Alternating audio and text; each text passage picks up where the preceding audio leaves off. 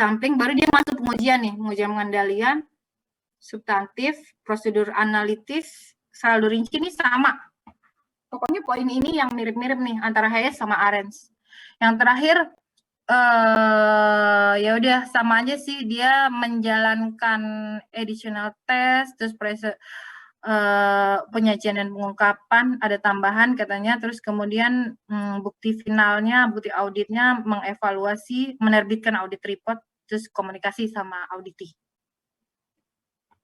Intinya sama tiga-tiganya. Kalau ditanya pertanyaan tahapan audit, ya versinya mana dulu gitu, versi mana dulu. Tapi intinya sebenarnya sama. Kalian sebenarnya perlu ngafalin itu konsepnya aja sih, konsepnya perencanaan, pelaksanaan, dan reporting, itu aja. Nah, ini ya dijelasin lagi pre-engagement, terus kemudian baru nanti risk assessment, memahami bisnis perusahaan. Kita memahami dulu nih, kalau kita mau ngaudit Pertamina, kira-kira apa aja sih kita harus tahu nih struktur organisasi Pertamina tuh gimana, direkturnya ada berapa, tugas masing-masing direkturnya apa sih gitu, terus visi misinya apa, terus core function, core bisnis, core functionnya Pertamina itu apa gitu. Dia punya anak perusahaan berapa, gimana dengan industri atau pasarnya. Baru dia melakukan prosedur analitis awal. Nah, dari analitis awal itu kelihatan yang irregular tadi. Kira-kira sinyalnya kok kayaknya di sini deh. Kemudian baru dia menentukan materialitas. Nentuin materialitas itu dari mana angkanya misalnya. Bisa, ini professional judgment ya, auditor. Saya nggak bisa ngasih tahu. Kalian tuh pakai ini aja, misalnya pakai saldo belanja atau pakai saldo lihat aja net asset, enggak, tergantung profesional judgment. Artinya paham nggak profesional judgment? Auditor tuh nggak punya rumus tertentu. Mereka kadang-kadang memang harus mengandalkan judgment dia, tapi judgment yang kayak gimana? Judgment yang profesional gitu. Judgment yang profesional tuh kayak gimana? Yang pertama adalah apa? Pertama nih, dia nggak punya kepentingan apa-apa, itu profesional. Ketika auditor itu udah punya kepentingan, udah nggak profesional. Yang kedua, otomatis dia berlandaskan kompetensi, pengalaman, pengetahuan dia, itu profesional otomatis. Nggak punya kepentingan apa-apa kayak gini, misalnya dalam menentukan, misalnya auditor itu BPK nih mau ngaudit apa ya, perusahaan OJK gitu, misalnya OJK kan dia audit BPK juga. Dia mau ngecek kira-kira nih OJK mana nih, OJK katanya kan itu adanya di kantor OJK di cabang-cabang gitu. Kalau mau lihat secara langsung, oke, berarti kira-kira yang mau dijadiin sampel tuh OJK yang mana sih? Nah, dia nggak profesional kalau dia bilang, oh saya pilih Bali aja, soalnya apa? Soalnya Bali kan bagus, sekalian jalan-jalan gitu. Nah, itu nggak profesional judgment. Atau saya pilih misalnya Jogja, kan paling sering Jogja juga, karena saya belum pernah ke Jogja gitu. Nah, itu nggak tahu, pilihnya Labuan Bajo segala macam. Nah, itu bukan profesional judgment, harusnya dia nggak punya kepentingan itu. Makanya orang Bali, biasanya kantor yang di Bali itu sering ngeluh, katanya, ini perasaan kita dapat tamu mulu di Bali, paling sering dapat tamu yang book auditor lah, yang apa istilahnya manajemen juga pasti kalau milih tuh bisa kali sebulan berapa kali dapat tamu, jadi biaya mereka mengentertain tamu tuh paling banyak keluar gitu. Terusnya nggak profesional.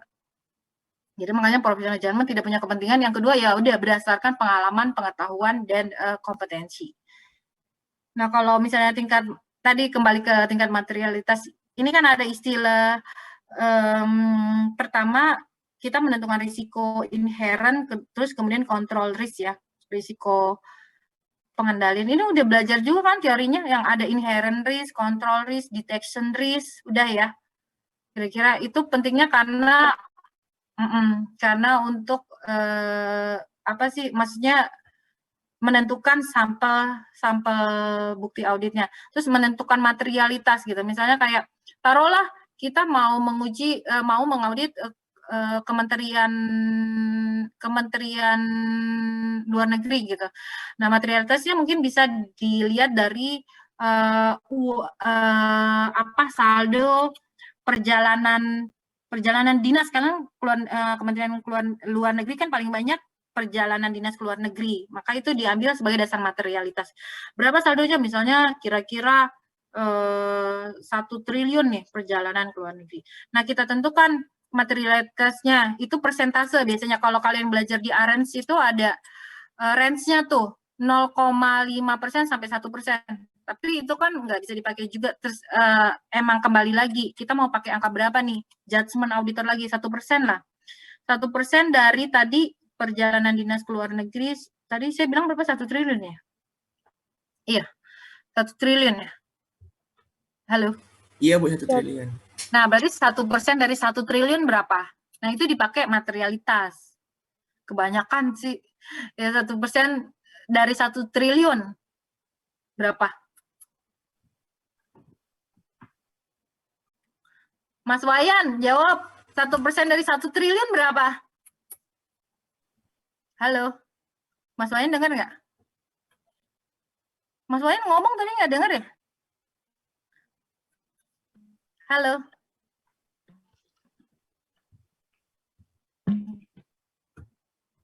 Halo Mas Wayan. Mbak Rina, Sabrina, 1% dari 1 triliun berapa Mbak? 10 miliar, Bu. Oke, makasih.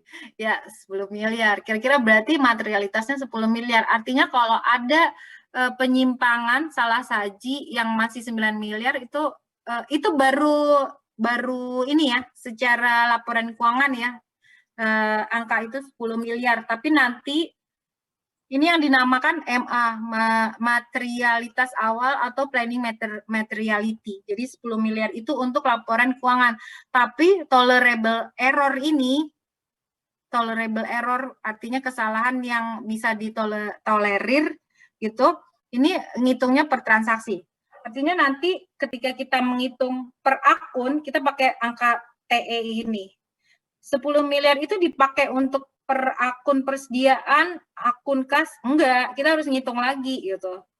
Nanti pakai persentase gitu kan ngitungnya, udah pernah diajarin ya ngitungnya kan. Jadi nanti ketemu gitu. Itu cara menentukan materialitas. Tapi asal tahu aja materialitas itu enggak berdasarkan kuantitatif aja gitu.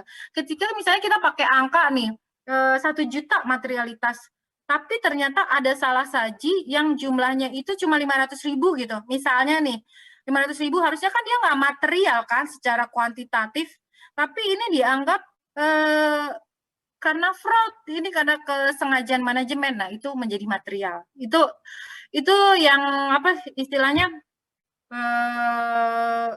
professional judgment terhadap materialitas, tapi berdasarkan kualitatif. Jadi penilaian materialitas itu ada 2, kuantitatif sama kualitatif. Belum tentu misalnya 500.000 itu karena secara angka dia nggak material, tapi kalau karena oh ini ada indikasi kesengajaan nih, manajemennya nggak benar gitu, itu bisa jadi materialitas. Gitu. Oke. Nah, baru kemudian pengujian, test of control, dan substantif test dituangkan dalam kertas kerja pengujian. Kertas kerja pengujian kan udah belajar ini ya, lead schedule, supporting schedule, itu udah pernah belajar ya. Makanya terus kemudian laporan auditor independen. Kalau di sini memang Atlas itu dia pakai istilah risk assessment. Sebenarnya ini perencanaan gitu. Kenapa risk assessment? Karena ya di perencanaan itu kan memang kita lakukan sebenarnya menilai risiko-risiko yang terjadi gitu. Makanya di sini dibilang risk assessment. Kita mau nilai risikonya gede atau enggak sih, kontrol risknya kayak gimana, inherent risknya kayak gimana. Nah itu makanya disebut risk assessment. Terus kenapa pengujian itu disebut risk response?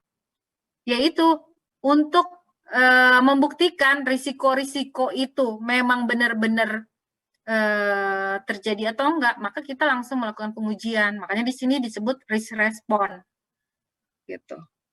Terakhir laporan auditor independen. Jenis pengujian tadi ya, ini udah diulang-ulang sih sebenarnya. Penilaian risiko, test of control, pengujian substantif atas transaksi, prosedur analitis substantif, pengujian rinci. Ini yang saya bilang tadi. Pada sesuatu yang tidak kelihatan.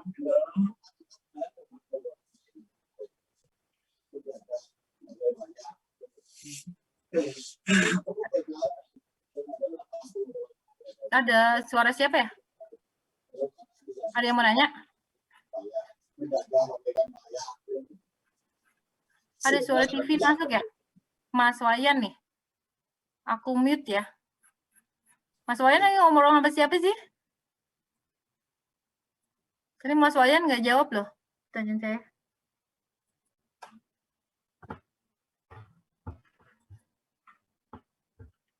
Oke, kita lanjut ya.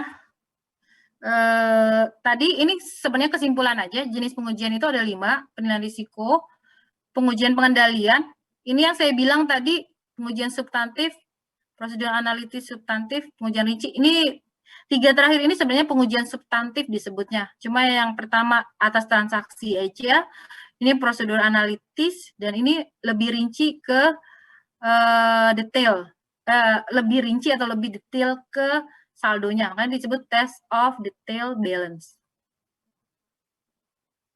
Pengujian pengendalian juga tadi udah saya singgung ya di depan, menilai efektivitas pengendalian internal, aspek yang diuji apa aja, desain, selalu kayak gitu. Kita tuh kalau nguji pasti desainnya, peraturannya dulu, penerapannya, aplikasinya. Peraturannya, desainnya gimana, ada atau enggak, ketentuannya ada atau tidak ada. Kalaupun udah ada, efektif atau enggak, gitu. Jadi yang diuji itu. Nah, kalau udah efektif, udah bagus desainnya, diuji lagi penerapannya gimana, udah sesuai belum dengan desain, gitu. Baru kemudian, ya ini prosesnya sih, prosesnya sama kayak tadi, observasi atas fungsi pengendalian, inquiry tadi ya, prosedurnya diulang-ulang sih. Sebenarnya mau di pengujian substantif, mau di pengujian pengendalian, sebenarnya mirip-mirip prosedur auditnya, cuma bedanya adalah fokusnya. Kalau pengendalian internal itu belum melihat kebenaran angka-angkanya, tapi kalau yang pengujian substantif udah ke angka-angkanya, tapi kalau prosedurnya kurang lebih sama. Nah, biasanya dia ngetes satu siklus nih. Misalnya mau dites siklus apa? Transaksi perusahaan, misalnya penjualan, pembelian dan pengeluaran kas, penjualan dan penerimaan kas, kemudian penggajian. Pengendalian, kalau kita bicara pengendalian, pasti yang kita cek adalah hal-hal seperti ini. Ini 1, 2, 3, 4, 5, 6 unsur pengendalian, pemisahan fungsi, otorisasi, kecukupan dan kelengkapan dokumen, penomoran dokumen, proses verifikasi, ketepatan pencatatan. Ini unsur-unsur pengendalian yang melekat pada proses bisnis.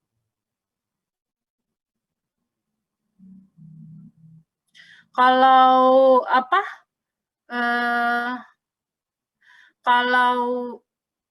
kalau di KOSO, pengendalian internalnya beda lagi, pakai versi KOSO. Tapi ini sebenarnya intinya sama aja, atribut-atribut pengendalian. Ini contohnya ya, kalau kita misalnya mau mengaudit tadi proses pembelian dan pembayarannya. Kita kan mau tahu nih, berarti kita harus pelajari dulu SOP-nya. Ini SOP, biasanya flowchart itu adanya di SOP. Atau kalau nggak ada, auditor biasanya dia gambar sendiri. Biasanya gini, kalaupun nggak ada SOP gimana? Nah, itu lebih susah lagi emang kalian ngaudit kalau perusahaan nggak ada SOP. PR banget gitu. Karena kalau ada SOP itu lebih gampang sebenarnya. Kalian tinggal mempelajari aja SOP, terus nanti ngecek implementasinya benar atau nggak sesuai SOP. Tapi kalau nggak ada, nah itu yang kayak kalian tuh harus wawancara dulu manajemennya. Misalnya mau nanya, gimana sih prosedur pembelian dan pembayaran di perusahaan, baru manajemennya cerita bla bla bla, terus kalian harus nyatet, terus kalian buat flowchart sendiri, oh ternyata kayak gini-gini gitu, lebih ribet lagi. Nah dari sini kan ketahuan tuh prosesnya, oh ternyata kayaknya udah bagus deh internal kontrolnya. Di sini lihat aja, ketika pas payment departemen itu ketika membayar dia pakai voucher nih, kelihatan internal kontrolnya bagus. di account payable dia pakai voucher dulu gitu. Terus account payable department itu mencatat berdasarkan dokumen purchase order, dia bandingkan dengan receiving report, terus baru supplier invoice. Ini ketahuan. Oh, udah bagus nih ternyata. Ini juga nih purchase ordernya itu di file. Udah bagus nih, berarti pengendalian internalnya di file. Atau mungkin apalagi nih, kelihatan di sini kita bisa menilai pengendalian internalnya udah bagus atau enggak gitu. Oh, ini terpisah-pisah nih di receiving departemennya dengan purchasing, artinya di receiving dia bisa ngecek lagi benar nggak barang yang dibeli itu yang diterima sesuai dengan pembelian gitu. Kurang lebih seperti ini. Nah, ini jenis test of control-nya sih kayak pengujiannya. Dia menguji ya tadi dia tetap pakai asersinya misalnya occurrence gitu. Test of control-nya apa? Ya melihat bukti-buktinya pembelinya udah disetujui atau belum gitu. Terus sampel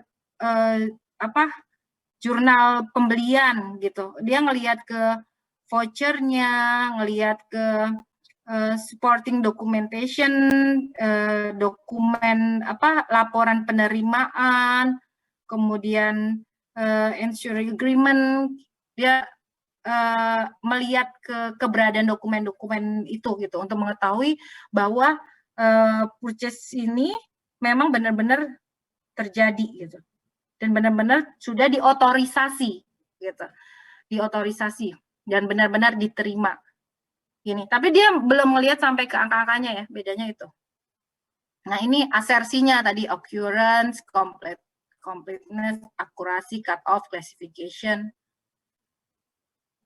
Nanti kita pertemuan berikutnya kan kita benar-benar belajar per akun ya, kayak minggu depan tuh kita belajar kas dulu kalau nggak salah ya. Jadi nanti kita lebih detail di pertemuan-pertemuan berikutnya. Nih, kalau tadi pembelian ini kas disbursement-nya, jadi pembayarannya gitu. Dia asersinya occurrence lagi. Gimana dia misalnya mengamati, dia juga melakukan tanya jawab, bagaimana sih cek preparation-nya, terus penandatanganannya kayak gimana gitu. Terus proteksinya kepada terhadap cek-cek yang belum terbit kayak gimana gitu. Dia melakukan observasi sama inquire. Contohnya kayak gini ya. Terus baru nanti masuk ke pengujian substantif. Pengujian substantif tadi yang saya bilang ada berdasarkan transaksi, ada yang saldo rinci. Pengujian dituangkan dalam kertas kerja, ada kertas kerja lead schedule, itu kertas kerja utama, itu dibuat untuk setiap akun. Misalnya kas dan setara kas. Kalau supporting schedule itu dibuat untuk setiap prosedur audit. Misalnya melakukan prosedur audit menguji kesesuaian saldo dalam laporan keuangan dengan saldo dalam rekening bank. Dia kan melakukan konfirmasi itu terhadap bank itu. Nah, itu dituangkannya dalam kertas kerja pendukung gitu. Jadi nanti kalau kertas kerja utama itu kesimpulannya adalah salah saji atau bebas salah saji atau tidak mengandung salah saji, kalau kertas pendukung itu kesimpulannya bukan salah saji atau enggak gitu. Jadi lebih misalnya tidak sesuai dengan asersinya, misalnya tidak misalnya keberadaan, berarti dia saldo ini misalnya kayak akun bank ini ternyata fiktif gitu, misalnya bukan fiktif sih kalau akun bank ya, misalnya kayak tadilah contohnya kursi ini ternyata fiktif kayak gitu-gitu. Setiap kertas kerja harus memuat kesimpulan. Iya, memang setiap kerja itu harus ada kesimpulan, harus ada tanda tangan ya. Kalau saya dulu masih manual kan ya kerjanya, harus ada tanda tangan kita, terus harus ada tanda tangan preview ketua tim, harus ada kesimpulan masing-masing. Nah, ini yang tadi saya bilang kesimpulan di schedule utama itu di kertas kerja utama tidak adanya salah saji material pada akun bla bla bla.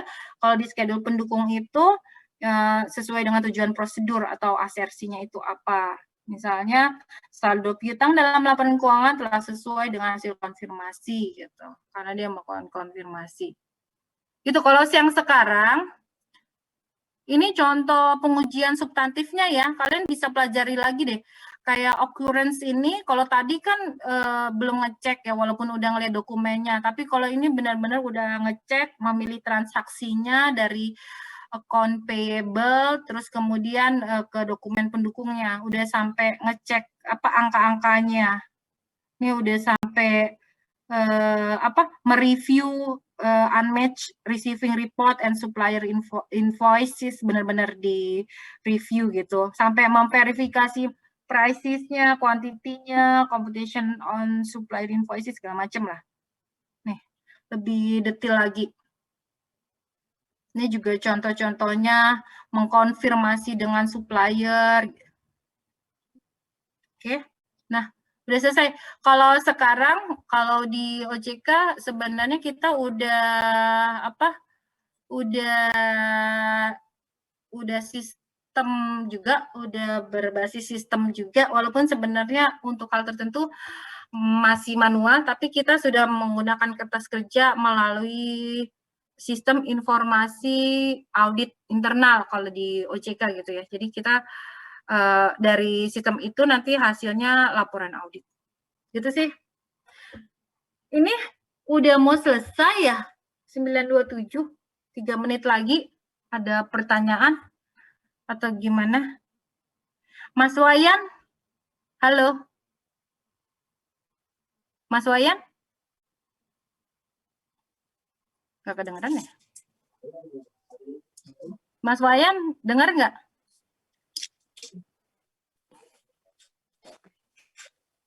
Oh iya. Ya, dengar.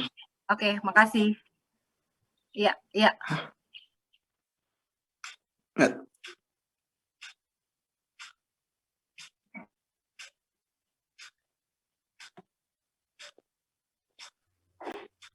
Maaf Ibu, nggak ada suaranya Bu. Mas Ridel, tolong di foto dong ini di screenshot itu kan di apa buat masukin ke, bisa nggak di foto tapi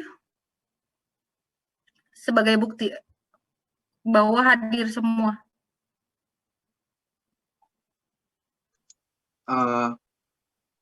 Saya tuh di HP Bu, mungkin saya bisa minta tolong ke ketua kelasnya Bu, ke Bagus. Bisa. Oh Mas. Ya. Soalnya saya di HP Bu. Oh iya Mas TB. Mas TB ketua kelas ya?